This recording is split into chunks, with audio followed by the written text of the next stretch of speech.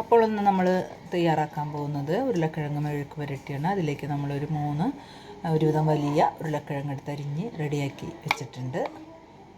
അതിലേക്ക് നമ്മൾ 2 ചെറിയ സവാള, കുറച്ച് 3-4 അല്ലി വെളുത്തുള്ളി, ഒരു 5 പച്ചമുളക്, ഒരു ചെറിയ കഷ്ണം ഇഞ്ചി എല്ലാം എടുത്ത് കുറച്ച് വേപ്പിലൊക്കെ എടുത്ത് റെഡിയാക്കി വെച്ചിട്ടുണ്ട്. വെളിച്ചെണ്ണ ചൂടായിട്ടുണ്ട്. അതിലേക്ക് നമുക്ക് കുറച്ച് കടുക് ഇട്ട് കൊടുക്കാം. കടുക് പൊട്ടിയിട്ടുണ്ട്. അതിലേക്ക് നമുക്ക് കുറച്ച് വേപ്പില ഇട്ട് കൊടുക്കാം. നമ്മൾക്കിനി നമ്മൾ അരിഞ്ഞ് വെച്ചിട്ടുള്ള പച്ചമുളക്, വെളുത്തുള്ളി, ഇഞ്ചി, സവാള എല്ലാം ഇട്ട് കൊടുക്കുന്നുണ്ട്.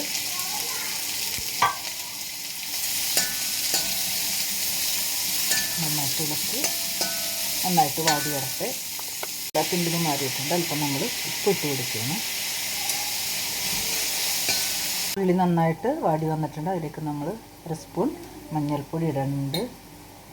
1 സ്പൂൺ മുളക് പൊടി ഇട്ട് കൊടുക്കുന്നുണ്ട്. നന്നായിട്ട് ഇളക്കി ഇത് വാടി വരട്ടെ. നന്നായിട്ട് വാടി വരണം.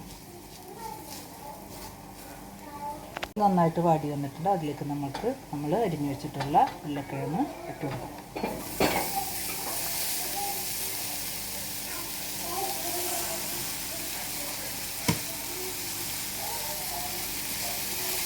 നന്നായിട്ട് ഇളക്കി കൊടുക്കും.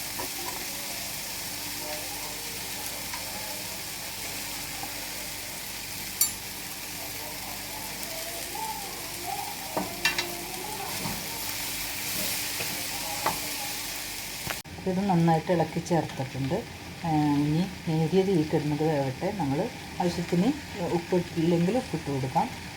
നമ്മൾ ഒട്ടും വെള്ളം ഒഴിക്കില്ലെങ്കിൽ ഇപ്പോൾ നേരിയ തീ കിടുന്നത് തന്നെ ഇത് വേവും. അപ്പോൾ ഇതങ്ങനെ നമുക്കൊന്ന് മൂടി വെക്കാം.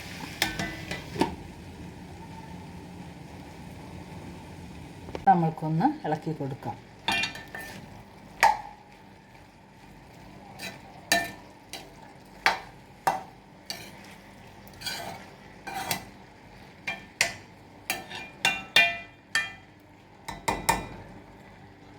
അപ്പം നമ്മളുടെ ഉരുളക്കിഴങ്ങ് മെഴുക്ക് പുരട്ടി റെഡി ആയിട്ടുണ്ട്.